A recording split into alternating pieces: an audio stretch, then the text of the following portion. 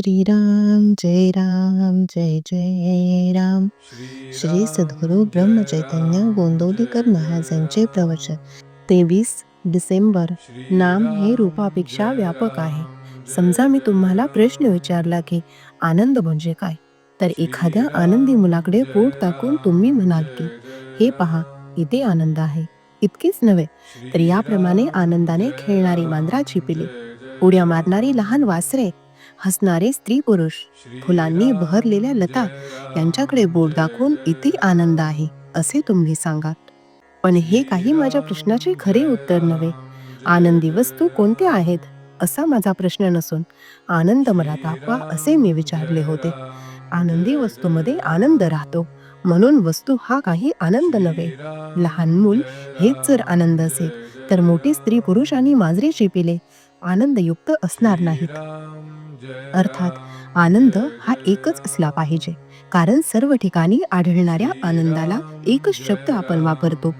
आपण जो माणूस पाहतो तो निराळा असतो, तरी सर्वांना आपण माणसेच म्हणतो, कारण प्रत्येक माणसामध्ये मनुष्यपणा आहे. तो आपल्या इंद्रियांना दिसत नसला तरी मनाने ओळखता येतो आणि त्याचे अस्तित्व मनुष्य या शब्दाने सांगता येते. मनुष्यपणा हा शब्द आहे, हे नाव आहे, म्हणून रूपाला अस्तित्व नामामुळेच आहे.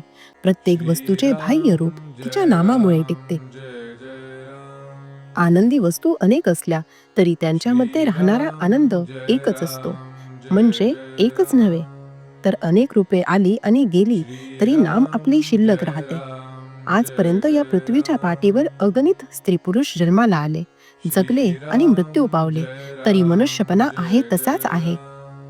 हा नियम सर्वत्र लावला तर असे दिसेल की चांगल्या वस्तू आल्या आणि गेल्या पण चांगलेपणा कायम आहे. सुंदर वस्तू आल्या आणि गेल्या पण सौंदर्य कायम आहे.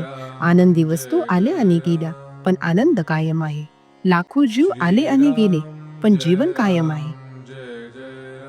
रूपे अनेक असली तरी नाम एकच असते, म्हणजे नाम हे अनेकात एकत्वाने राहणारे असते. याचा अर्थ असा की नाम हे रूपापेक्षा व्यापक असते.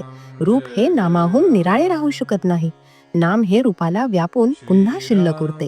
नाम हे दृश्याच्या पलीकडे आणि सूक्ष्म असल्यामुळे त्याला उत्पत्ती आणि विनाश, वाढ आणि घट, देश काल निमित्ताच्या मर्यादा इत्यादी कोणतेही विकार नाहीत. म्हणून नाम हे पूर्वी होते, आज आहे आणि पुढेही तसेच राहील. नाम हे सत्स्वरूप आहे. नामातून अनेक रूपे उत्पन्न होतात आणि अखेर त्याच्यामध्येच ती लीन होतात. शुद्ध परमात्म स्वरूपाच्या अगदी अगदी जवळ कोणी असेल तर ते फक्त नामच होय. म्हणून नाम घेतल्यावर भगवंत आपल्या जवळ असल्यासारखाच आहे. माझे बोलणे प्रत्येकाला कळते. ज्याची जेवढी तयारी असेल तेवढे त्याला कळते, पण वाया कुठेच जात नाही. जय राम जय जय राम. श्रीराम जय राम जय जय राम.